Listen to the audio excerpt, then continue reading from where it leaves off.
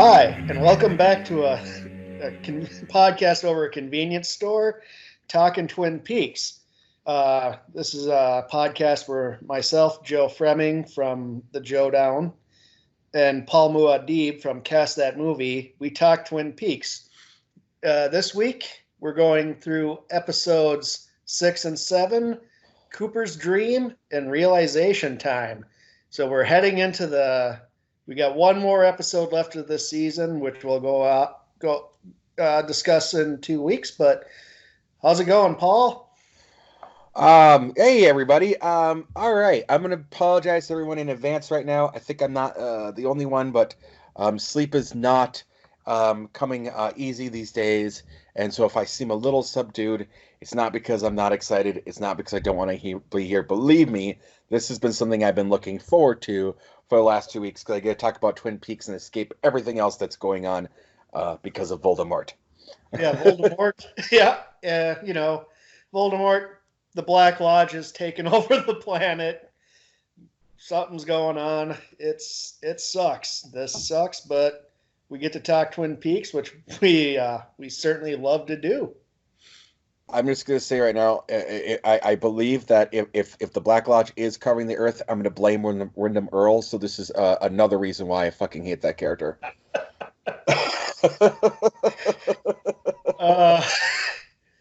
All right.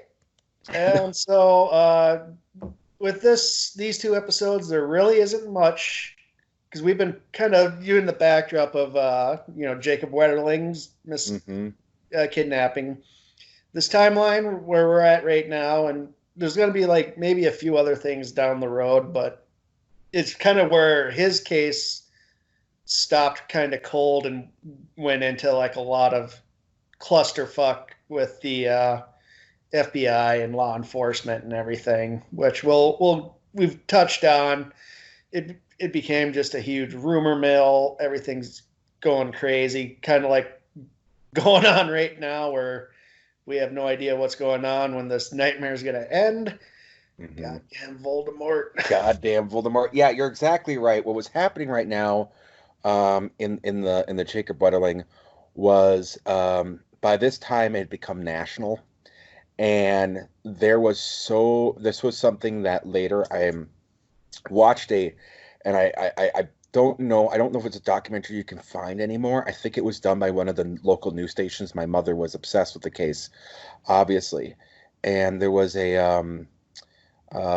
a local investigation into it, and basically what they had started to say was that by bringing it to national focus, it actually reversed what they thought was going to be helpful, because by this time they were getting something along the lines of some days up to 100,000 tips in a day revolving around this. So they were chasing and going after a lot of wild goose chases. I believe at this point too, there had already been like psychics were reaching out to people, were reaching out to the law enforcement, saying they saw them and this and that. And I don't like to speak ill of the family, but the Wetterlings were absolutely beside themselves and were literally chasing every single lead that were coming their way, and it took their toll on the family. So yeah, at this point, as far as we knew what was going on, it was cold. Things had slowed down, but really behind the scenes, what was going on was it was fucking chaos. Oh yeah, they were getting. Somebody saw Jacob with somebody here in like Arizona, and like just they had so many tips. It's basically flooded law enforcement. There's just too much information. A lot of it wasn't. There was nothing to it. It was just. Mm-hmm. I don't know if it's people with too much time in their hands, maybe some mental illness going on, or just people just being kind of assholes. But I think it was a combination of that, and there was a ridiculous reward at this point. I think it was six. The businesses and things like this, and people were pooling in things, and I think the overall total reward, Joe, was actually 7 figures for information leading to either finding Jacob or finding his abductor. So I think you had a lot of people that were just like, I'm going to throw something out here because maybe it will stick and I'll get some money. yeah, and Yeah, and this is kind of going on in our background. Like we talked about last episode, our parents and everything. They're just shooting their theories, but now we're hearing, these things started trickling out of law enforcement to the general populace. So we're hearing about these clues and theories, which were just red herrings. Mm-hmm. And speaking of red herrings, that's going to get us into this episode because our first episode, Cooper's Dream, has a lot of red herrings in it. A ton of red herrings. Yes. Mm-hmm. So let's just kind of kick it off because it starts off a lot similar. I believe it was like 2 episodes ago where Cooper goes to breakfast. Only this time he's like Paul here. He has not had a lot of sleep. Yeah, Uh, because the the, Icelanders showed up. the Icelanders have entered the building. The Icelanders. So yeah, the episode actually opens with, and this is where we had talked a little bit about this. There was always this theory among fans for years after the show ended and before we got the return of, was Diane real? Was that just the name of the tape recorder? This and that. And this is where he asked Diane, send me the earplugs. I didn't think I was going to need them. Send me the earplugs. And I'm going, this is a real person he's talking to. Like, how did this theory come up that Diane wasn't a real person? He's asking for field equipment. Yeah, well, I believe in the pilot, he was like reporting like what his lunch at the Lamplighter Inn cost, which I mean, somebody's got to report that because I'm guessing that's like an expense thing. Mm-hmm. So I never bought that whole Diane. To me, the joke was you never saw Diane. She was like the stupid, like the neighbor on what was it, Home Improvement. You kind of saw his eyes, but you never saw his whole face. That sort of thing. I It's was just thinking like, Vera from Cheers. yeah, Vera from Cheers too. Yep. Exactly. It's just Yep. you She's never talked see it. about it. You never see her. Yeah, yeah. So it's kind of like this sort of thing, it just adds a mystery. But like, for a show that I'm gonna even say it at this point, the cast is getting a little bloated. It Not this is. episode, but it Mhm. does, and especially next season, it's just so many people to remember, and this is a show that maybe once it started bloating out, maybe should have started trimming the fat a bit. So I will say that this episode, speaking of being bloated and everything of that, this episode itself was actually solo written by Frost, by Mark Frost, And and it shows because it's one of the more interesting episodes. it is one of the more interesting episodes, and you see more, like I said, you see that split between Frost and Lynch, and while they don't really get into a lot of the directing style I have felt of Lynch, this is one of the more interesting episodes that starts really diving into the mythos of a lot of things. Next to episode 3, this is one of my other favorite episodes of the season, and I really feel like if you're to make this a movie, you could have gone right from episode 3 right to this episode, right to the finale, and really you saw the arc of what this season is. Do you agree, disagree? Oh, absolutely. This is with Frost writing, it's more focused. People have to remember him and Frost and Lynch, they're the only ones who really knew where the show was going. They've said it before. They knew who the killer was, and they had things plotted out that after the reveal, obviously it just went sideways because they both kind of just walked away. But this episode especially just it's a lot more focused. It's a lot more fast paced. It has a lot more going on than the last episodes we watched, which was so much CD and whatever Oh, plot. oh God. Yeah, yeah. And the C plot in this episode, the CDB plot is there, but now it's in the background like it should be. Like this is a more balanced episode in my opinion. Yeah, Uh, absolutely. Absolutely. And so this episode, Cooper wants his earplugs because the Icelanders the Icelanders have landed. they're drunk. Hmm. This show really put out a stereotype that Icelanders are drunkards. Oh, hardcore. And they make mention that it's going to be days Cooper makes the comment about it's going to be days where his tell his their biological clocks get back in the sync, and he's going, shit, this sucks. And Audrey shows up and is going to tell him that she got a job at the department store. He's not really paying attention because he's on edge. But this goes back to that idea that they were going to get early on Audrey and Cooper together. It's palpable here too, man. Her F me eyes. Yes. And again, she's supposed to be in high school. She's 18. They established she's 18 in this episode too. Yes, to set the groundwork. And he's like, I'll see you later then, Audrey. Like, oh, she's legal. I can be with this. So they set this groundwork for this relationship between Dale and Audrey. Very, very, I mean, this is stereotypical, simple writing 101. You know exactly where this is going. There's not even a foreshadowing. This is hitting you over the head. Exactly. So that's why it becomes even more baffling when nothing comes of it. Right. It just goes against all our ingrained notion of storytelling. It's this kind of, all right.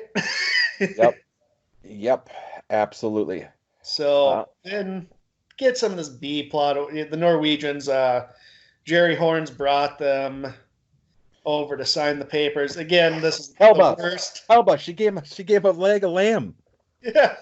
Wasn't Jerry always bringing Ben Horn food too? You notice this now? Yes. It's a common theme, like, dear Lord. And he's in love with Helba or Heba. No, it's Helba. It's Helba. And it's so funny when they bring her in. And you could tell she has no interest in Jerry.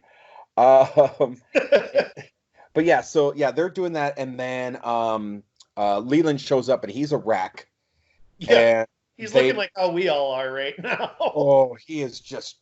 I mean, again, give props to Ray Wise because he is playing the grieving father role so well. Absolutely, he's got the 5 o'clock shadow going. He wants to help out, and they're just kind of like, maybe take a step back, Leland. You look like ass. Work from home for a while. Get out of here, because they're worried about him fucking up everything because he's just not right.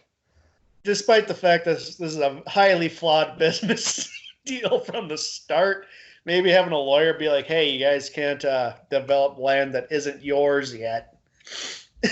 And later in the second season, when he gets his faculties back a bit more, you see that he was a really actually cunning lawyer, and he comes up with some ideas and does things, and he was, you start to see that he was involved in some of the shadiness that they were all doing. You see this other side of Leland. You definitely see another side of Leland. All right? You definitely see another side of Leland, and.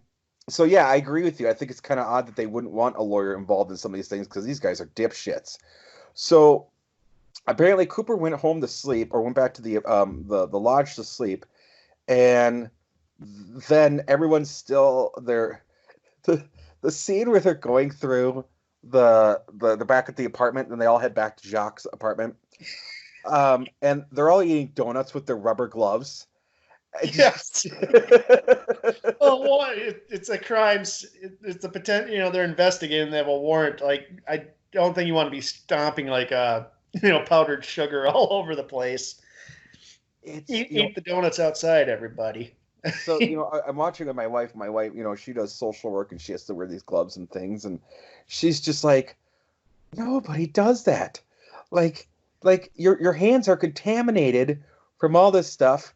Then you're going to leave the same gloves on, you're going to eat, and then you're going to start going through stuff. And then the funny part is then everyone has these gloves, but then Hawk shows up, and Hawk has nothing. If you looked at his hands, Hawk had no gloves, and he's just kind of going through the crime scene, like, no glove Hawk. And you're going, God damn it, Hawk, no. Yeah, I don't know if I'm more concerned about Hawk not having gloves or the others, like, contaminating their bodies with the gloves. Oh, my God. Well, there's sugar on everything. Well, fuck, Yeah. But so they do find this. See, this is back when we had the physical media of pornography. So you Yes. actually had to hide these suckers. Mm-hmm. And they Yeah, I, find a, I, I'll tell you a quick story here. I remember when my hustler got found by my mother. yes, I do. I remember when that happened to me as well. It's It's a very bad day. embarrassing. And It's a imagine Jock's embarrassment to having the FBI find his stash. right, right. So yeah, so go on. They're going through and they find. I think it's up in the lights. Yes. Or maybe it's like one of those ceilings where you can kind of push up and there's like, whatever. You can hide stuff up in parts or partisans or whatever in the ceiling. And they find a copy of Flesh World. And Flesh World it's not a typical, well, I guess back in the day, it was also used for, city pages used to do this. Like Yes. where you would find like misconnections or whatever, or basically if you're searching for an escort or something, you just call a number from the back of these CD kind of magazines, and they find two things. One is a photo of a bearded guy in lingerie, which I want to know this guy's story. I want to know why Jacques has a photo of it. Hey man, I'm not kink shaming Jock. Jock, all right. Let his freak flag fly, man. Like all the power to him. If that's what he likes, that's what he likes. But they also find Leo's truck is in a photo in the magazine. So okay, so I wanted to bring this up because this is something that clicked with me watching it in this episode, and kind of as we've been digging into it every 2 episodes and really kind of trying to fine tune this a little bit more. This goes to show, and that when I found out that Frost wrote this, I wasn't shocked. I was like, this makes sense because this is back to season, pilot Cooper, where he's looking at one thing and he's not even paying attention to the photo, and it's like out of his peripheral, and he goes, by the way, did you guys notice that's Leo's truck? And they all kind of look over there and they're like, oh. And then he finds the curtains. Like, this is his deductive power, and I feel like this is something that, as again what you brought up, and kind of I'm putting pieces together as we've done this podcast, that because other people weren't allowed to use the red room and do things like this, the other writers their hands were a bit tied as to what Cooper could solve and what links he could make in each episode. So I think this is where we're getting that weird dynamic or dichotomy of where in some episodes Cooper's really aloof and not solving anything, and the next thing he's fucking Super Trooper. Because the things that he notices in the background of photos and does all these things, this is total pilot level and episode 3 level of intellect, Cooper. Yes, he is actually doing actual investigative work and not just figuring out who's banging who. Right, right. Although I'm pretty sure he pieced out that Jacques banged the guy in with the beard. Yeah, I think we all did. And all the power to Jock, man. Get it done. Get it done. My question is, who's the bottom? So, spoiler, it's probably Jacques. So then they go. I totally threw you off there. So the other thing is, like, he opens up and they do these shots, and there's a couple of times, and this must be something that the director in this one, who was Leslie Glatter, she does a couple of shots 2 times in this episode where they do the kind of the Stand By Me face. You know what I'm talking about? It was very much in the 80s, this style of where you have the way the people lined up in the camera so you could get a picture of everyone. Because I remember that when they did the cabinet, and then you see Cooper, you see Harry, and you see Hawk, and they're all kind of in that perfect line, that symmetry. You know what I'm talking about? Yeah, but don't forget Doc Hayward's in there for going back to the whole, we're going to have random people with us on trips. Yes. For some reason, Doc Hayward is across the border to help them out. Don't understand why randomness, but yes, I completely agree with you on that. Yeah, so there's a lot of things they find there. They find the bird. They hey, that's our Waldo. They see Laura. You see the picture of the neck, and he's like, "Do you recognize that?" And they're like, "No." And he's like, "That's Laura Palmer in that photo." And then we're like, "Oh."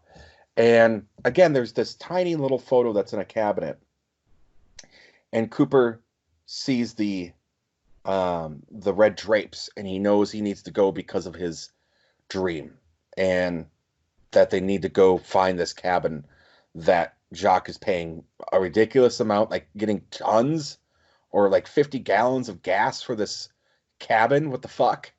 Yeah. Well, I think some that might be alluding to some of that gas is also going to maybe the burning down the mill.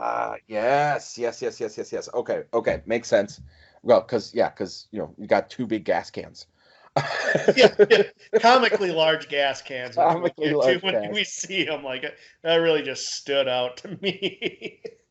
Yes. So, I don't know. Where do you want to go? Do you want to go into the B plots, or do you want to just stay with this and then cut back to the B plots? Uh, there's I mean, these kind of let's see. Let's just continue with this line because then we can kind of tackle that because a lot of this stuff really doesn't matter a whole lot except for maybe Audrey's. Audrey would be the one, but we can just touch back on that when we go back. But so they get this, they go on a trip in the woods, and it's Harry, Cooper, Hawk, and Doc Hayward for some reason. Why is it not Andy? Why is it not Andy? Andy has to go and check on Leo. That's part of that yes. plot nonsense. Oh, I know why. I know why it is. Because Frost wrote this episode and Doc Hayward's his dad. Okay, I get it. Lord Frost. Yeah. Yep. Okay. All right, I get it. So they're in this is like actually one of my favorite moments is when they come across the cabin. Hawk is he's tracking because that's what he did, and in Secret History we learned he was a tracker in Vietnam as well. So he's really good at tracking people. It's I don't think he's playing Native American. It might have been, but I think Frost rewrote his history so it doesn't seem like it was kind of a racist stereotype. So like I agree. Hawk was a tracker in Vietnam, so that's why he's good at this. And they come across the log lady's cabin.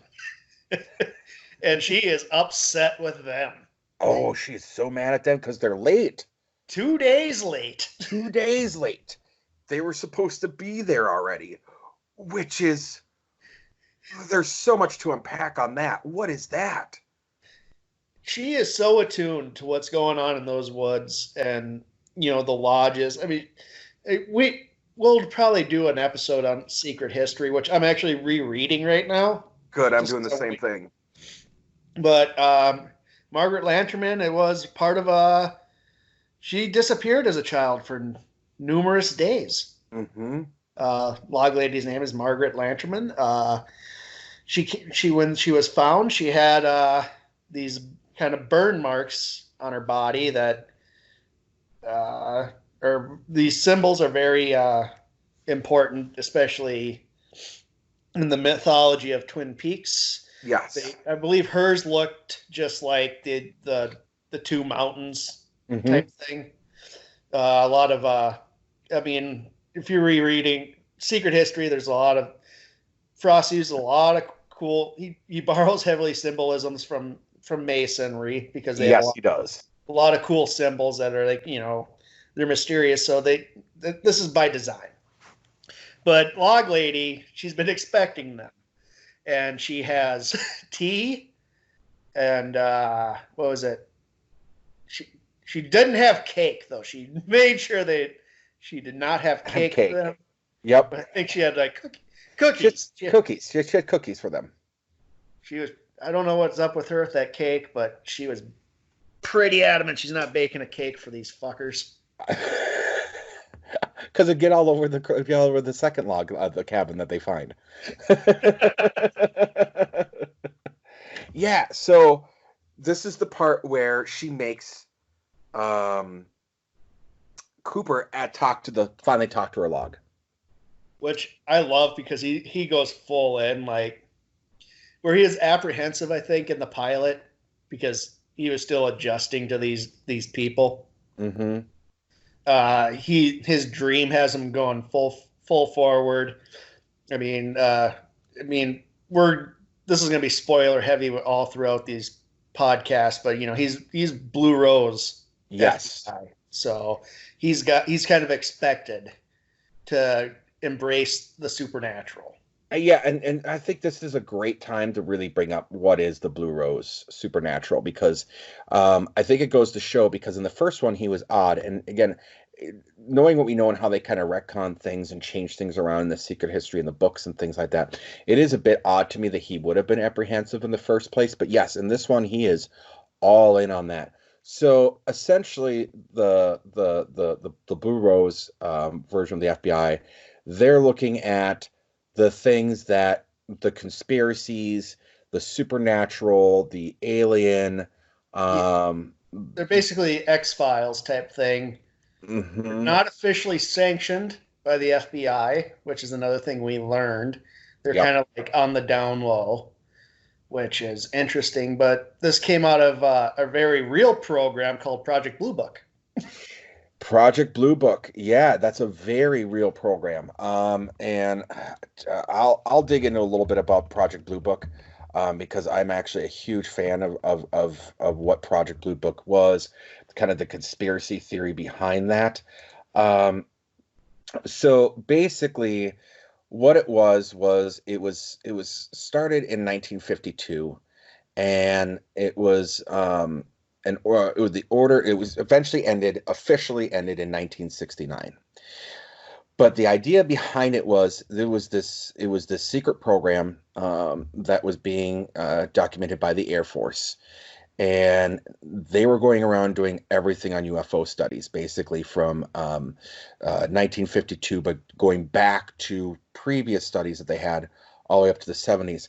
And by the time they were done, they had collected over 12,000 UFO reports, and they had, all of them, that they include that almost all of them were misidentifications of natural phenomenon, but there were things in there that they couldn't, and even to this day, are still classified as unexplained, and they have no information on it. Project Blue Book was actually considered a conspiracy theory until, under the Freedom of Information Act that came about, it it was released, and was a very real thing. Yes, and Blue Rose grew out of that. And Blue Rose is fictional. This is not a real, as far as Correct. we know. This is made up by whole cloth by Lynch and Frost. But it's cool because they go off of it. But Blue Rose is like it's less UFO, less sci-fi, and it's more attuned into like parallel dimensions. Is what they're kind of more investigating into. At least that's what Mhm. I've gleaned from the final dossier, this secret history and the return, Yes, all kind of deal with this. it goes in that, but it also, I kind of felt, covered a spectrum of more of the supernatural, mysticism, magical, ghosts, that type of thing. I kind of felt it encompassed a lot of things, but yes, it eventually leaned heavily, because in the mythology, they discovered these parallel dimensions were really the culprit of a lot of these things.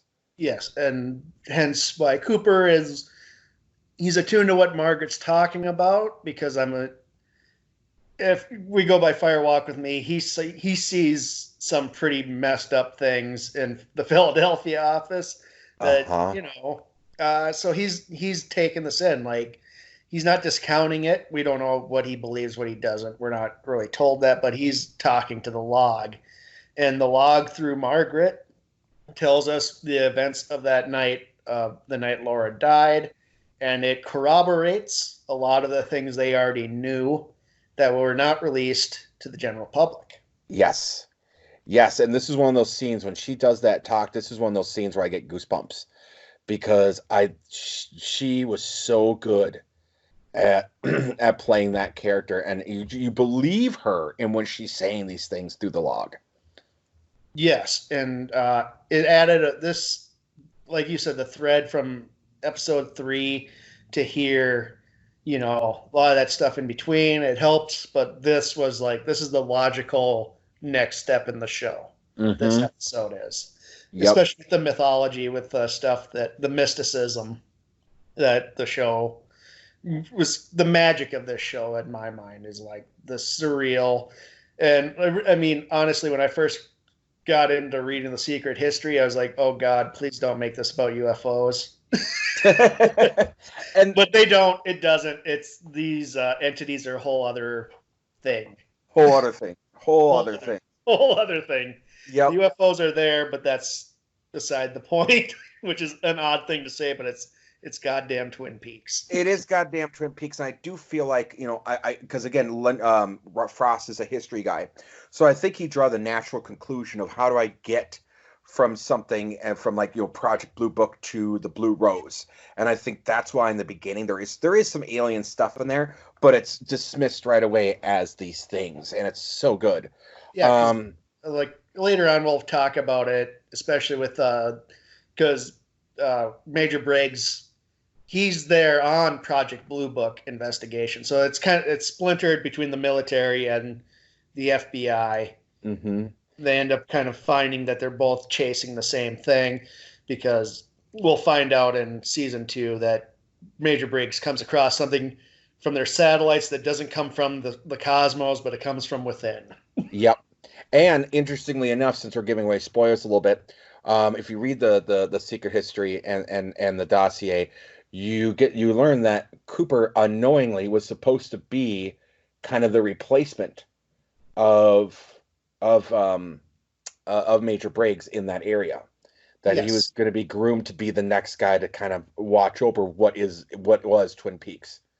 Yes, he was. It was a dual purpose for him going to Twin Peaks. I Mm. don't know if Cooper. I don't remember if Cooper knew that going in, or if that was just a Gordon Cole plan. I'm I think it guessing. was, from what I gathered from the book, I felt it was a Gordon Cole plan Yeah, that Cooper didn't really know, but that Cooper would find out. yeah. And the final dossier kind of fills in the blanks. I think it might have been Secret History that Cooper he was there for the express purpose of taking it over, but unbeknownst to him at this point, Yep.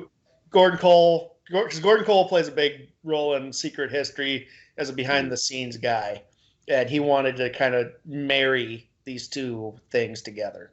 But we're Correct. getting wildly off track. We are. My apologies. We are. Yeah. So they go on their way to Jock's cabin, and Yes. they're there. There's that shot again where you have Hold all on. four of them. But hold on, Yep. before they get to the cabin, Paul, there's music in the air. There. Yes. Yes, you could hear the music, and this is the thing I wanted to bring up too, because I knew I wanted to talk about Julie Cruz in this. Yes. And I her frayed relationship with David Lynch. Oh God, Julie Cruz, man, you know, That voice, that surreal, earthreal, however you pronounce it, voice just gets me, man. Holy shit. yes, ethereal, that ethereal voice, and it was, this was something where you see her later because she's singing, and in later episodes you actually see her, and her what she looks like does not match her voice at all, and I think that was probably her downfall.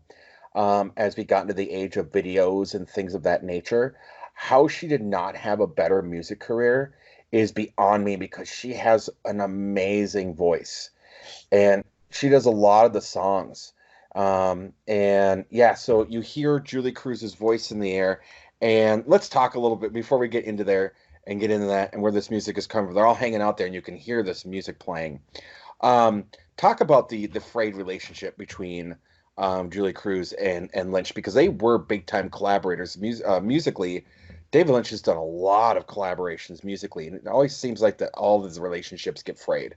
Uh, the frayed came, I believe, in the second season when she sings in the Roadhouse, and the songs she contributed to the soundtrack. She was not happy that Lynch demanded that he write the lyrics. Mm. But the lyrics are important in those songs because they do offer clues to what's going on. It wasn't just Lynch being a jerk.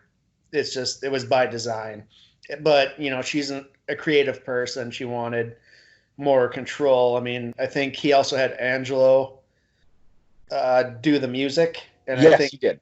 the fact that she lost control of her music really frayed. And then it happened to.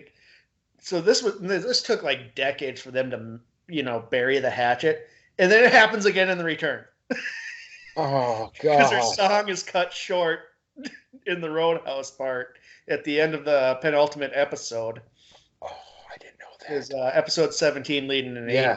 has Julie Cruz singing As the World Spins or something, I believe is the name of the song. And Lynch edited it down for time. Oh And no. she went on Facebook and just lost her shit again because he's messing with her art. Oh no. Oh. Yeah, so you if you yeah, I don't think she's the biggest Lynch fan, even though her art's always going to be synonymous with Twin Peaks. Yeah, so it's been a frayed relationship between those two, to say the least. Oh Christ. Oh Lynch. That sucks so bad. Because yeah, I mean, outside of Twin Peaks, I've looked for Julie Cruz because I really like what she did. I mean, there was a period there where I had the Twin Peaks soundtracks with all of her songs on it, and I think a few that were inspired. And there's not much that she's done musically outside of Twin Peaks. It's a hard find to get. Um, so yeah, so they're all standing out there, and they hear the music, and they think someone's in there. So then again, you get that shot where it's all four of them. Again, every time I see it, it reminds me of Stand By Me or like Yeah, a Western, or it's that, it's just that slightly off edge where the camera's still and everyone has their face. looks So like you it can might see be the a profile. Beatles album cover or Yes, something. yes, yes, yes, yes, yes. And I don't know if I like that shot or not. It's supposed to be iconic, but I feel like it's overused and everything. So whenever I see it, I kind of giggle to myself. Oh, they pulled that shot. Yeah, Uh, I mean I like it, but it's corny as shit. it is. It is. So they go inside. They're expecting to find someone, and there's a record that's on repeat.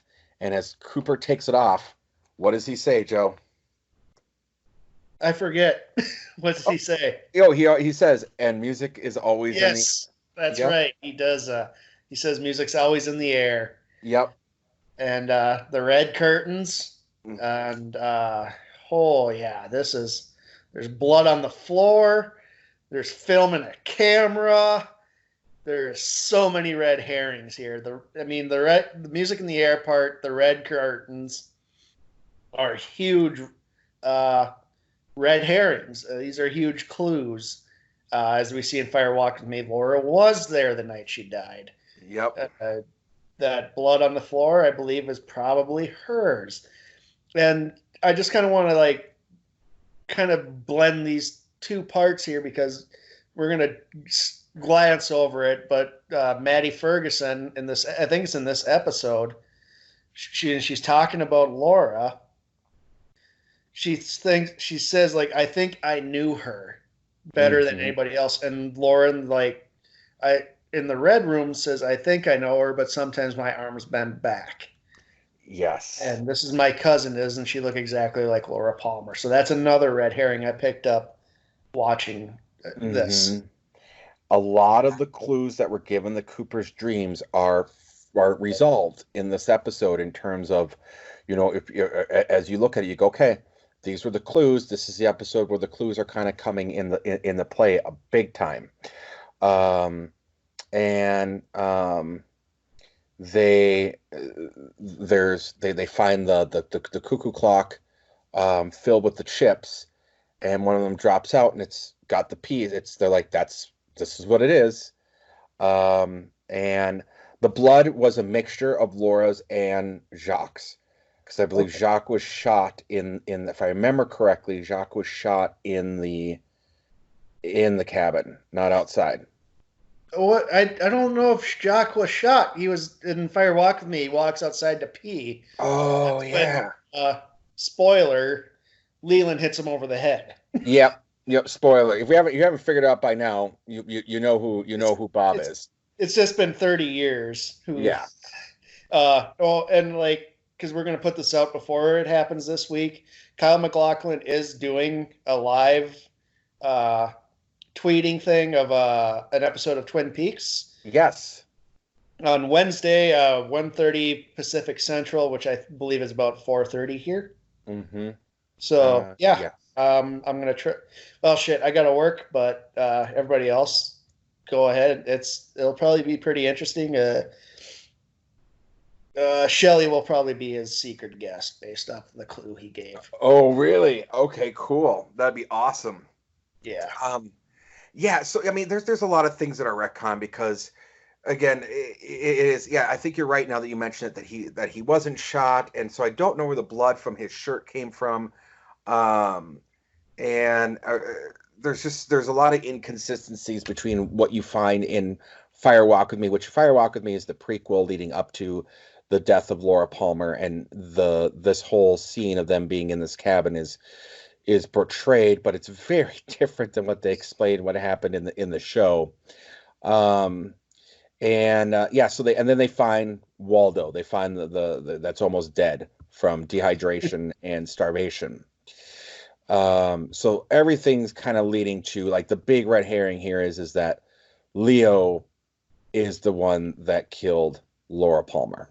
Yes, they're heavily leaning toward that. And I mean, all the evidence is pointing at him. I mean, I believe everybody probably thought this when it first aired. I don't remember what my theory was. I was a little kid. I just remember watching it. I don't think I even cared who killed Laura Palmer. I loved the show. Yeah, all signs are pointing to Leo and Jacques. Yes. Now I know, and I remember watching it, and I told you earlier in the earlier podcast that my sister tried to ruin it for me and was like, "Well, everyone knows Leo did it," and so I kind of felt that Leo was version of this. yeah, whatever it was, the international, the foreign. No, it was the French version. It was the French version, is what she said. And I know, right? And I was, even at that point, I was really starting to really get in the films and reading and books and things like that, and foreshadowing, and I watched a lot of mysteries with my mom. My mom was very avid watcher of the Sherlock Holmes movies that were out with from Rathbone back in the day, and the Charlie Chans. So I immediately felt that Leo wasn't it, that this was just what they were trying to get us to do. And me and my mom would talk about it, and we're like, there's no way it's Leo. It's got to be someone else.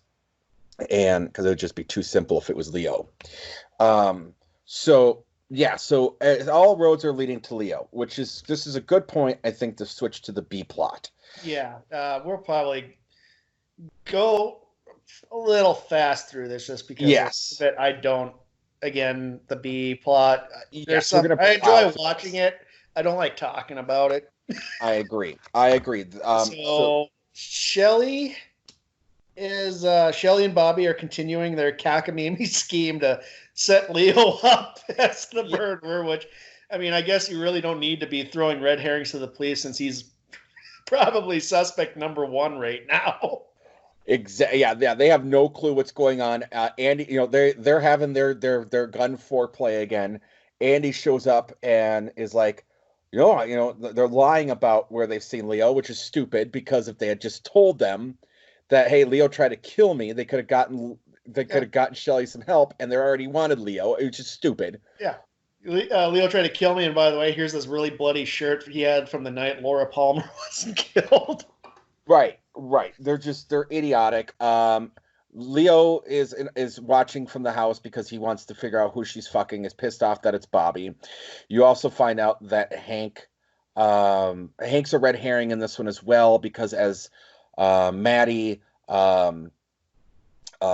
James, and Donna are talking, they kind of cut to Leo. They cut to Hank in the diner because he was listening to their conversation. But nothing really comes of that, from what I recall. Nothing. It was just him. He's just sitting there like Hank's a doofus. You know? Hank's Hank's a doofus, but then you find out in these within these 2 episodes that he's in charge of fucking Leo and is pissed off at Leo. Yeah. Leo was Because supposed to run the operation while he was in prison, i.e. the drugs with the Renaults, not take it completely over and ice him out. Oh shit, Joe! You know what? We're getting shit confused here. When Andy came and talked to Shelly, she hadn't shot him yet. She shot him that night. Yeah, she shoots him later on. Yeah, she shoots him later on. Yes, so fuck. Yeah, that's my fault. When he comes back and he's pissed. He's pissed because Hank beat him up, and he knows that she's sleeping with his cousin. Yeah. Yes. But that happens. She shoots him. That's the cliffhanger ending in a sense. There's 2 cliffhanger endings to this episode. One is Leo gets shot, makes the weirdest noise in the world, and runs off. And the other cliffhanger is Audrey's naked in Cooper's room. Yes. The only other thing I really want to talk about in this episode is that Bobby goes and sees Dr. Jacoby. Yes. And the family does. The Briggs family does. Yes. They're going to family counseling, and it's so funny. Well, I want to, eventually shoots out the parents, and they're like, well, I thought this was family counseling, and I'm going to have to see all of you individually, but I want to talk to Bobby right now. Fair enough. And they get up and walk out like no big deal. And what follows should have gotten Jacoby disbarred like right away. Right away. He tears Bobby down with all the private details that he knows about their sex life and their relationship. Because apparently Bobby's a crier after sex. Bobby cries after sex. Poor Bobby. And it's a thing. I've known people who were like that. It's fucking weird, but whatever. And what is Bobby? But Jacoby brought up something that I missed all these years, Joe. He asked him, "Did you ever kill a man? Did you ever kill somebody, Bobby?" He asked him that. Holy shit, that's right. He does. He does. Because he knows about the cop. It was about the cop. That's when he should be reporting these crimes. Dude, that's what I'm saying. It's just a throwaway line right now, but when you see Fire Walk with Me, it is, you fucking catch it. Yeah. Crazy, right? Yeah. Jesus.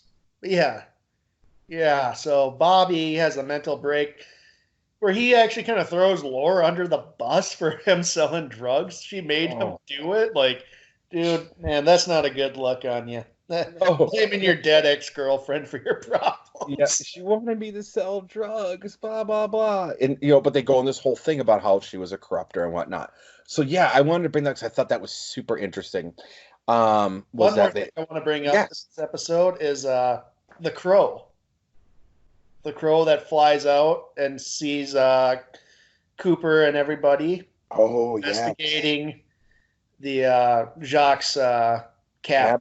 Yes. Which is very, as we brought up, owls are used a lot by the lodge entities. This also seems to affirm that Brandon Lee's watching them as well. Actually, I think it was the giant. The giant? That would make sense. I thought it was the giant. Knowing what I know, I think it's the giant watching them. Yep. Because after Brandon Lee's trying to find Fun Boy. Dude, I love that movie. I do too. It's so great. Yeah, and the use of the crow. But yes, I do because everything goes dark, and then what happens right away at the beginning of season 2 is the giant shows up. So I think that's what it was, or at least was a member of the White Lodge that was keeping a track of them trying to solve this. That's what I think. I would agree. The giant is the only one we see in the Black Lodge, and then the other lodge in the Return that could be the White Lodge. Who knows? That's definitely up to debate. We'll get to that when we get to that one. Oh yeah. Because I think you and I do have differing ideas on what that is, so I want to wait till we get to that point. Yeah. The other thing here is we find out Josie and Ben This is when the C plot starts getting so convoluted. It was hard for me to even follow the logic. Because Josie and Ben are in cahoots, and Josie gives Ben Catherine's cooked book.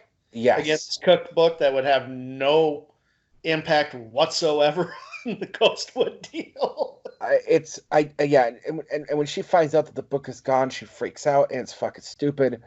And yeah, the it doesn't make any sense why he's working with all three. It's really, really fucked up. And I don't, as a business person, I get lost as to what Ben Horn's reasoning of it was. It's kind of like in Lethal Weapon 2 when Leo Getz is trying to explain to Danny Glover and Mel Gibson about fucking money laundering, and they're all just going over their head, and they're like, I don't understand why you fucking do it that way. And he's like, it works. That's kind of how I feel like this is what's going on in Ben Horn. No, trust me. This plan has to work because it's so convoluted. I'm starting to suspect old Ben Horn is a graduate from Trump University. Done. Sold. So the cliffhanger of where getting in the next episode, he finds a naked Audrey Horn, and he can't be with her because of his position, but he admits he has feelings for her, and again, the fuck me eyes between the two of them are there. My God, the willpower that is Agent Cooper is unreal. Yes. No shit, man. Like, yeah, he's a bigger man than me. Bigger man than both of us, dude. But yeah, he goes and gets some malts and fries, and he's there to be a friend to her, which is also a nice thing that, like, he obviously cares for this woman, even though he has these feelings and he has to fight those because his position, her position as being a high school girl, even though she's 18, it's still unless you're like Phil Spector or something. Right. Right. Well, so then we also Roman Polanski. Yeah, Roman Polanski. Well, I mean, this is consensual. That's true. All right, fair enough. All right. Bad analogy.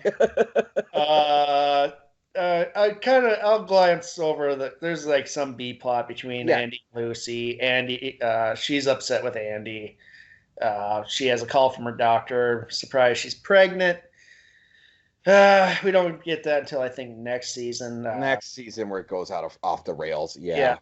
But I don't give a crap. We have Waldo, our prime witness, where we find also, which is interesting considering how aligned he becomes with the lodges. Cooper does not like birds. Yeah, that's I have to agree. I have to agree with that. That I thought that was a bit odd. But it might be foreshadowing that he doesn't trust them. There's something inherently about them that he just does not trust, and that might be from his Blue Rose background. Could be. Very well could be. And something they're not giving away there, that because maybe that this is what these entities use as their eyes, to being able to move miles or areas or scan things, that maybe he knows those types of things. That makes sense to me. And then, but so Doc Hayward, bless this man, he's nursing this poor bird back to health, just loving every minute of it. Like Warren Frost, man, I love him in this show. He's just he's like one of those like character actors I love when I saw him in anything, and especially as a Seinfeld fan, him being the father of George Costanza's fiance, along with Grace Zabriskie is the mom. Yes. Like, he just has this warmth to him where he cares even about this poor bird that Jacques has dehydrated, and he's feeding it and he's getting it back to health, and Cooper puts a voice activated tape recorder. So if the bird does talk, because we learned it mimics, it might echo clues, because what the birds do is they recite things they've overheard. Not sure how technical this is in real life, but I'm buying it in the show. Yes, I'm all in. the Mina bird is considered in the show they have an amazing ability to mimic speech. So they want to get it right because it might be able to mimic something that I heard that night. That is the idea. I'm in because I'm like, fuck yeah, I'm in. And, but on top of this, Cooper wants the Bookhouse Boys to get in some violating international law. Well, hang on here, because Cooper also requisitioned $10,000 from the FBI. So yeah, he also has a crippling gambling addiction, crosses borders. Damn near nails an 18-year-old high school girl. Like, and what does he say? He says something along the lines of, "Make sure we win," because I always like to give a little extra back to the bureau. Getting to these C plots and these B plots a little bit, I want to point out that this episode was written once again by Harley Peyton, who did a lot in the second season and did the some of the ones from our last podcast where it's really heavy on the CB D plots. Interestingly, Peyton themselves found that he had a very difficult time writing for Cooper. Felt that he had a really hard time writing a character that had such those characteristics that he knows, and even says, I didn't write Cooper in the episodes I did very well, or how I could have, because I had a hard time writing him. So I focused on some of the other characters that I liked more. Maybe hire better writers then, man. Yeah. Like, yeah. No, I mean, the guy got the job or whatever. But yeah, this episode kind of shows, I mean, Cooper kind of, again, he went from a sharp detective in the last episode to a degenerate gambler in this one who violates international law. Right. Bookhouse Boys. Right. With the Bookhouse Boys. And like this, I'm going to drag these citizens into my international crimes. Right. So yeah. So let's. I do want to get the B plot out of the way here. So you do have James, Donna, and Maddie. They found a tape in Laura's bedroom. Maddie found a tape in a hiding spot where Laura used to keep her cigarettes, and everything on that tape leads to Jacoby, which is another red herring. They decide they're going to distract Jacoby by making her look like Laura.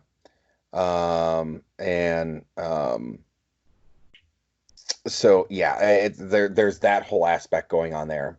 Do you want to add more to that one? Nope. Okay. So Audrey in this episode, oh my God. Wow, she is conniving. First of all, she's really good at hiding at places, and apparently smoke doesn't leave closets.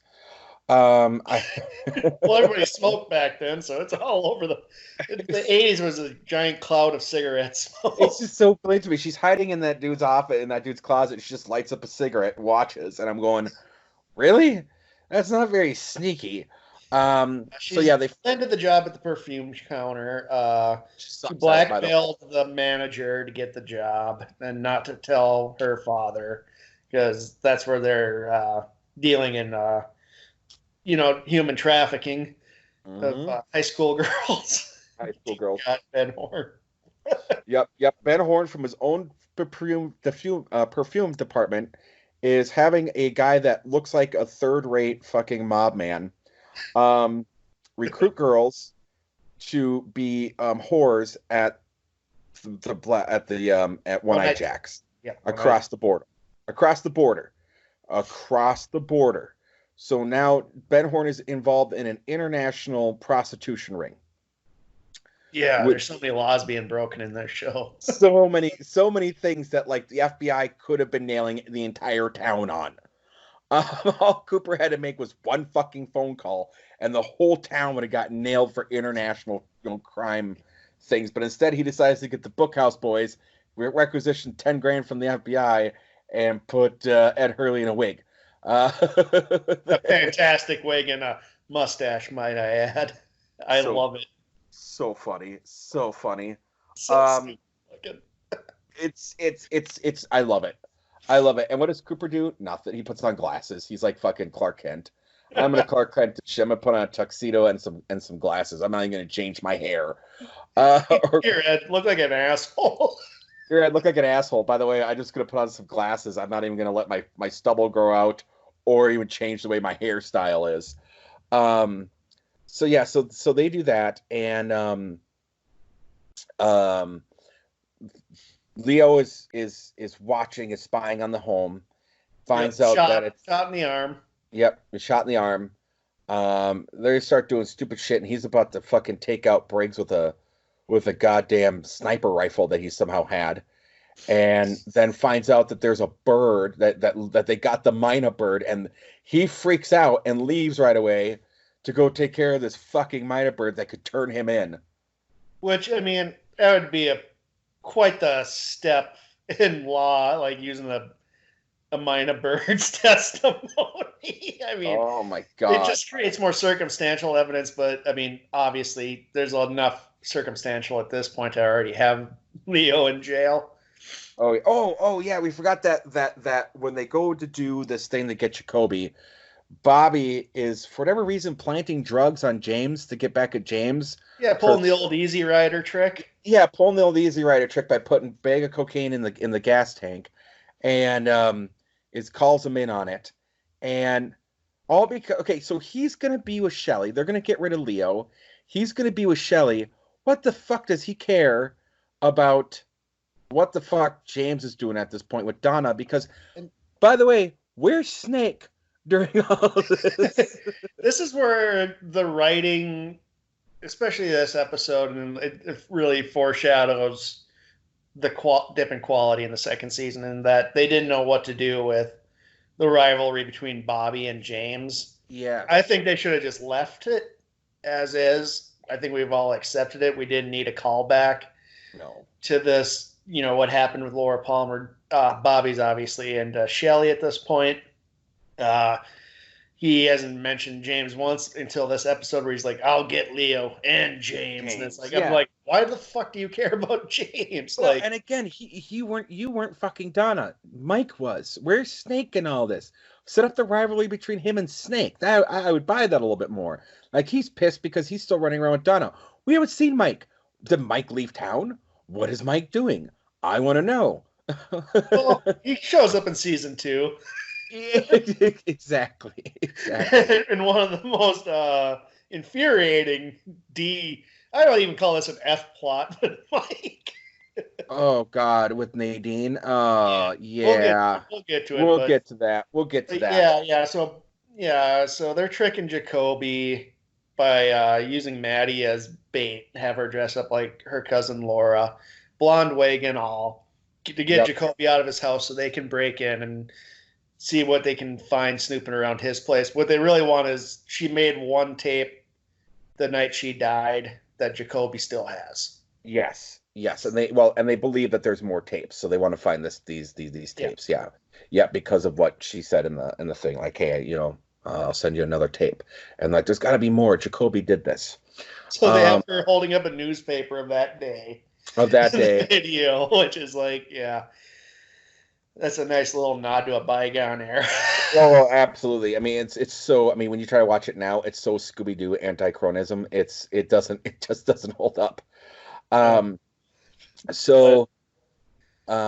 Then Audrey finds her way to One-Eyed Jack's. Yes, which this is. Look, my first crush growing up was Princess Leia. My second crush. The shows came at a time when I was like, growing up, and like, holy shit, Audrey. She sneaks her way. Before she leaves a note for Cooper. This comes in next season. Yes. As another clue, because she goes missing. Audrey is going to do investigative work at One-Eyed Jack's. She's really wanting to impress Agent Cooper. She wants to help him out because she's really, she's in love with him. She's a young woman and she's smitten by Cooper. She wants to help him. Yep. By going into the flesh trade. An interesting turn of events, but to each their own. I'm going to become a whore. I'm gonna become a I'm gonna become a prostitute. Show my love to you. It's an interesting way of going about it, huh? Well, and I think they kind of, allude to the whole fact that she thinks this is a spy movie type of thing. Like it shows her naivety. Yeah, and she's often in her own world, which Mhm. uh, now that I'm thinking of it, is probably nail on the head of her role in the return in her Yes, own world, in her own head. in her own head. Yeah, that just came to me. Mhm. Talking Twin Peaks Talking. revelations. Yeah, so she goes to One-Eyed Jack's. She conned her way. I mean, she found out like the number. She's smart. Like I love Yeah, how I love how Twin Peaks made strong, positive women characters in a time when this really wasn't the case. absolutely. Still really isn't the case, which is it's sad because like Audrey's such a really good character, and even Catherine for being like basically this dubious woman, another strong woman character. Like the show does it well. The show does it very well. I mean, the fact that she, she was able to, figure out that Laura and Polanski worked at the perfume counter. She got the job there. She, was doing the investigative work. She oversees that. She finds both their names on the private ledger. She, goes to the other person and says, "Hey, I lost my unicorn. Can you give me the number of who I'm supposed to call?" I mean, she is so smart on how she gets her way in there. Yes. It's So very, very brilliant. she gets in there. She does. This is the moment I realized I liked girls. Paul is when she did the cherry trick. She did the cherry trick. That's when I Infamous. became like, girls aren't smelly. No, Girls are cool. no. She takes the cherry stem and puts in a knot. Now, realism here. Yeah, that Um, can't happen. it It can. could. I just don't think a 18-year-old virgin girl would pull it off. She couldn't do it, but Shelley has demonstrated it in television interviews. Oh, she Shelley did. Shelley's learned how to do it, but Finn cannot do the trick. But Shelley can. Mm-hmm. Magican or Matt. whatever. Yep. Wow, that's impressive. That's very impressive. Yes, yes. So yeah, so they just did it. That's why it switches, and that's why the cut's there. They switched it out. But it's still, yeah. Oh God, yeah. I realized I love girls at that scene too. I was like, huh. Girls do not have cooties, or if they do, I want all of them. Yeah, so she's there, and now I want to get because this is the big red herring of this episode. Because this is the penultimate episode before the season finale. So Mhm. we're going just barging forward with getting like as many plot threads going as possible. Waldo trips the tape recorder, Yes. and I wrote down some of the things he says. And Cooper, okay, so Leo shoots the bird. There's a lot of blood there for a bird, like a shocking amount. A shocking amount of blood for a tiny bird that was But starving. there's some. What he says is, Laura, don't go there. Hurting me. Stop it. And ultimately, Leo, no. Leo, no. Hmm. So, leaving us to believe that Leo is probably the killer. What we do know is Leo probably assaulted her that night. Correct. And Firewalk with Me confirms he did assault her that night. Yes. Yes. Firewalk with Me does confirm that. And that is one of those things, and then the bird gets shot. You know it's Leo. Yeah. But When he runs and jumps in his loud ass truck and drives away. Good thing it was where's the raining. Corvette? How many cars does he have? Where's the He's rest? got the Corvette. He's got the semi, and then he's got that random pickup truck. Yeah, why didn't he take the random pickup truck so he didn't have to be flashing? What the fuck is that? Where does the pickup truck come from? So yes, Again, it's another great timing because he shot the bird. Well, not good timing for him. The bird already got the confession out, so he just shot a bird for no reason. for no reason. And And we're introduced again to we see that Blackie, we see a little bit of Blackie again. We know Blackie's not a good character. So she runs the brothel. Yeah, she runs the brothel, or so we think she runs the brothel, Well, right? she's kind of like the manager of the brothel. The brothel's ownership is ambiguously between the Horns and the Renaults. Mm-hmm. I don't think they really explicitly say who owns it. It might be a joint venture, but no, they both have an interest in it. No, they do say who. In the second season, Ben owns it, and the Renaults want it. Oh, okay, that's right. All right, yeah. Yep. How does he own a? Well, I mean, he's the big shot. I mean, you read the Secret History. You look at the Just he runs how expensive it would be for an American to own a casino in another country. Yeah, right. Again, international law comes into play there. Holy shit.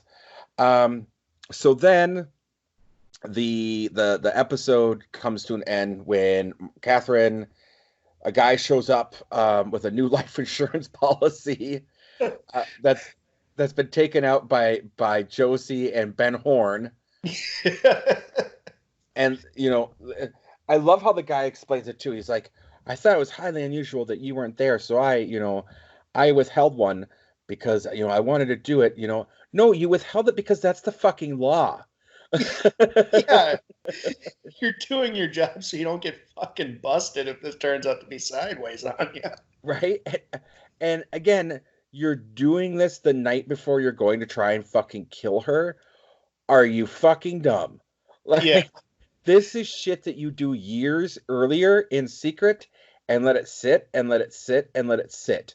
If you're really that smart, because the minute they see a new life insurance policy and someone gets fucking caught, oh my God, those insurance investigators are going to catch on in about 2.3 seconds.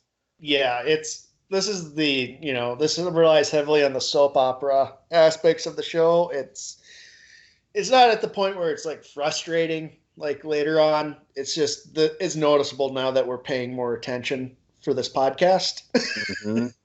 So yeah, it's ridiculous. Again, this is the business deal where now it's so convoluted that Josie's in on it. Like, instead of breaking all these laws, why don't you just fucking sell the land to Ben? Right. Do the project on the up and up. You're all going to make a lot of money. I don't know what this is all being tied into.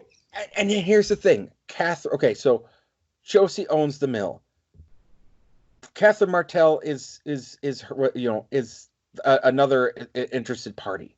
Why the fuck didn't Josie and Catherine just get together and go, let's sell the mill to fucking Ben Horn, come out with a bunch of fucking money out of this deal, and be done?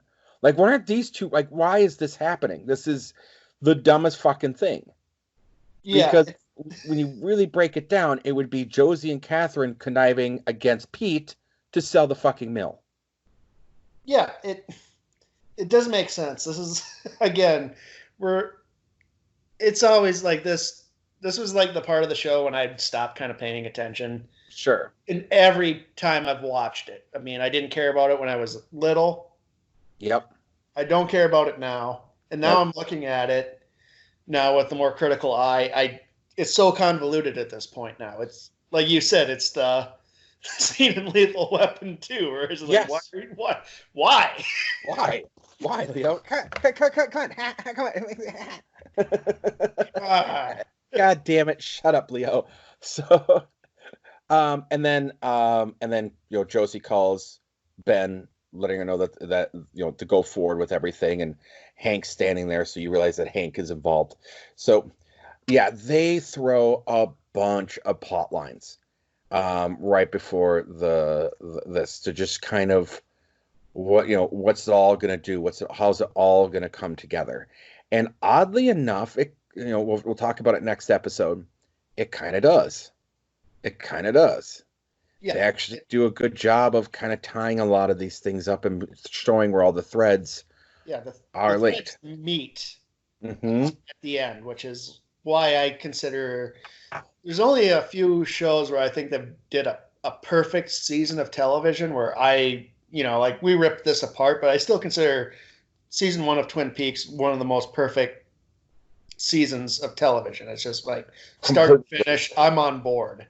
Yes, I completely agree with you. Yes, and 100%. it's the writing here where it's all heading toward, it's heading toward a plot. It's heading toward an ending.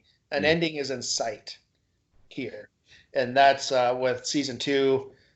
It doesn't do that because I think they went in over their heads. I think this season 1 represents why I think FX does really good with like Fargo. I brought that up before, where you only have 9 or 10 episodes. Yes. Because you really trim the fat, you keep it focused.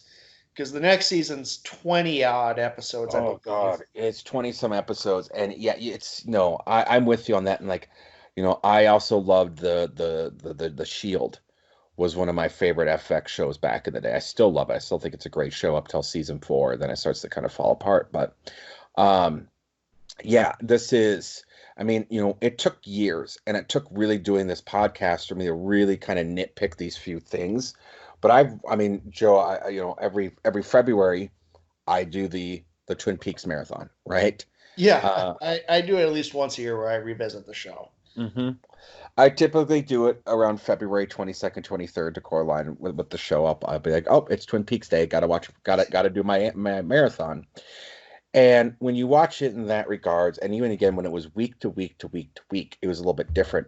But again, when we were trying to do what's turned into a 2-hour long podcast every 2 weeks on these episodes, and you're really you're making these notes and you're looking at every little thing, you start to see the blemishes a lot. But I have to completely agree with you that I tell people, if anything, watch the first season of Twin Peaks. It's one of the perfect seasons of television you'll see. Watch the first 10 episodes of season 2, skip to the last 2. Yeah, that's exactly right. Or even, the first 10 episodes of season 2, and then, the last 2 is pretty much all you need. I mean, you could probably you can just read synopsises and get caught up, and I don't think you'd be that lost. Since you'd already know the characters. You'd already know the only character that will seem new to you because he doesn't show up till later is Wyndham Earl, and you can read a synopsis on Wyndham Earl. Yeah, and there's enough red herrings in this first season about him, and I think in the first 10 episodes. Yes. Because like he was always, like I brought this up, he was always in the works. He was always going to be an antagonist in season 2. Lynch and Frost really like to kind of drag it along and take its time, which appeals so much of this first season. It takes its time. We gripe because there's a lot of C&D plot, but that's by design. It's by design. It's to keep us floating along in this crazy thing. Like we were talking, you brought up the Shield and like these shows they took the cue. I think they saw the first season of Twin Peaks and like condense it down to 9 or 10 episodes. Fargo did it. Breaking Bad did it. After a while, The Sopranos started doing it. Like all these like prestige television said, "Hey, instead of bloating this thing out, why don't we just make it streamlined it and make it more focused?" And that's what I appreciated. Like us talking is like, wow, I forgot how focused this first season was. It was, and we had the disservice last podcast of having to dig in the 2 very strong C&D plots. And again, you don't normally do that, because again, you're not going to sit there and talk about it for 2 hours, about a particular single episode. You're looking at the whole arc. So again, I know we came across very harsh in our last episodes, but in the scheme of what the season is, those two episodes do fit very, very well in everything that's occurring here and leading up to what will be happening next week, in the season finale. I cannot. I mean, there is a lot that's going on, and when you look at it, there's a few things where you go, "Oh God, I wouldn't have handled that in hindsight," but at the time, for what TV was, this is so much better than what was on. Yeah, no shit, dude. Like again, we'll hammer this home throughout, and I'll even say, I think The Return, as strange as it is, I think that also opened a lot of eyes on how to do television as well. Yes, and I We'll think see that. It's like with Twin Peaks. You didn't see it right away. You give it a few years, and it's not like people clone it. Like X-Files kind of got close, but it was still its own thing. Uh, mhm. all these other shows, especially like I think HBO saw this as a template. They kind of used it for a lot of their prestige shows too. Oz was kind of like this, where it kind of went more into like character and Mhm. philosophy and got away with it, which was amazing.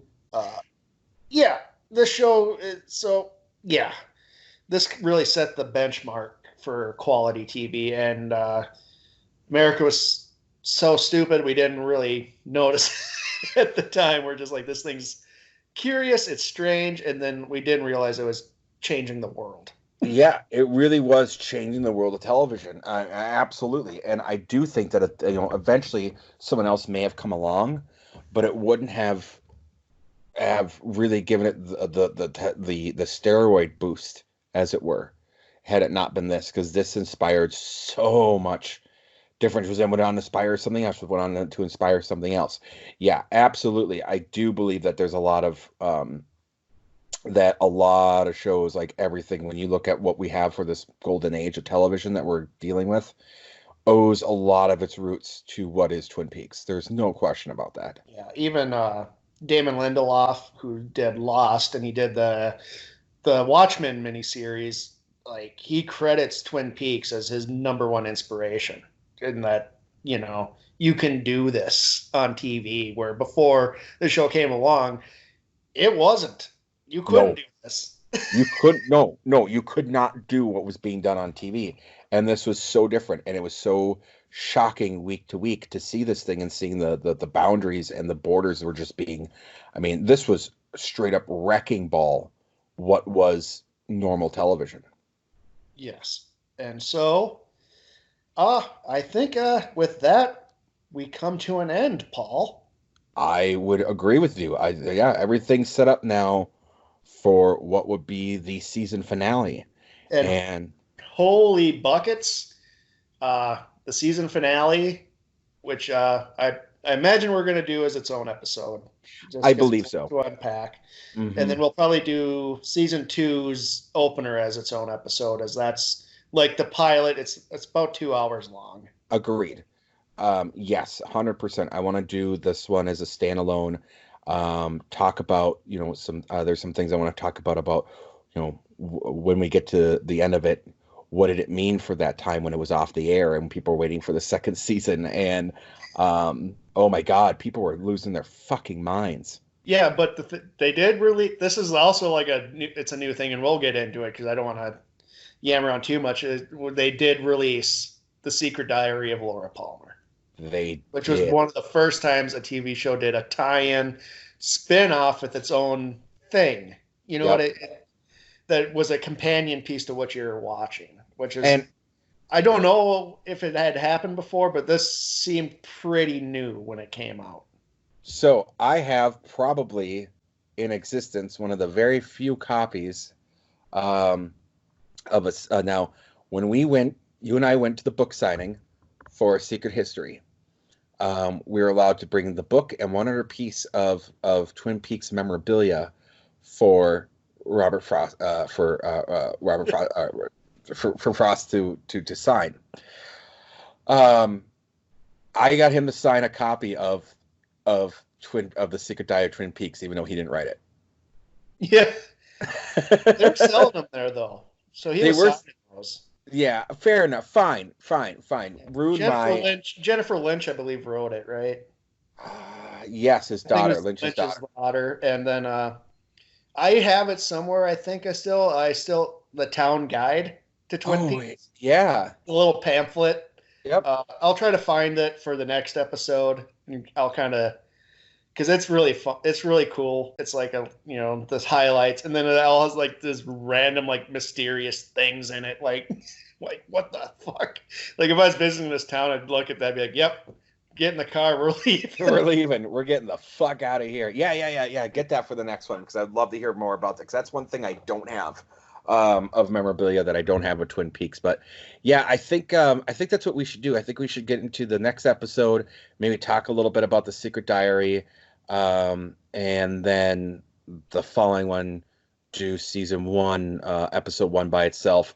We'll probably do leading up to the reveal, in 2-parters, and then after the reveal, I would imagine we're gonna be large chunks. Because I'm sure it's funny for people to listen to us just bitch about it, but it's going to be so painful. Go on for 2 hours for 2 episodes of that fucking season. Oh, dude, I'd end up like poor Harold, man. I can't see myself doing it. I would love to for the entertainment value, but for my own mental health sanity, especially going with Voldemort. with Voldemort going on, I want to look forward to doing these podcasts. This is something I love doing, especially during Voldemort now. I won't love breaking down 2 episodes of season 2 apiece. Holy fuck. Oh God. No, it's not going to happen. It's not going to happen. We decided this long ago because we had to have a game plan going in for season 2 because we want to be more prepared than the show itself for that. Yeah. So the format will change once we get into season 2, definitely. And we'll talk about it because season 3 will be kind of a tricky one too, just based on how it's broken up. Yeah, that's going to be tough. I don't think we're going to be able to really do it like this. I think we're going to have to pick a plot. We might be able to. We might be able to, just because it's this 2 episodes. They still all have like a lot of things going on. They do. I will just tell everybody, expect part 8 to be its own.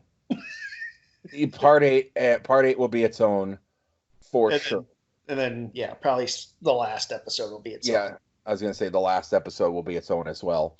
But we do have a lot of other things too in the works with this. Yes. Like we'll be doing an episode on Secret History and the Final Dossier. Okay.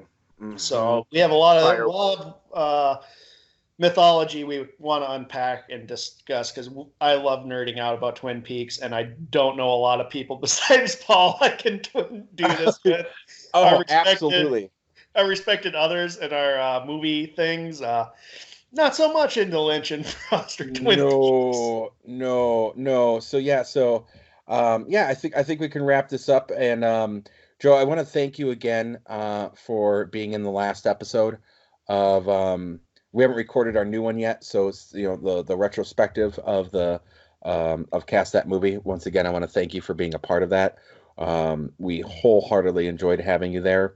So much so that we are going to try and make that a semi-regular occurrence with you. So we'll work that out if you wouldn't mind. Like every 4 or 5 episodes, having you come in and giving your feedback on what we've done. Absolutely. I had a blast.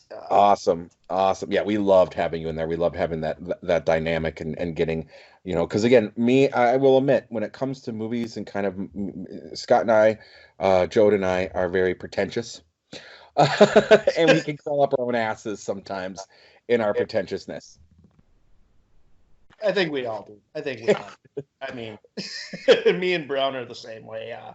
But we still, it's just the nature of the beast. It is the nature of the beast. But with that, this has been a podcast over a convenience store. And in 2 weeks, we'll be talking season 1 finale.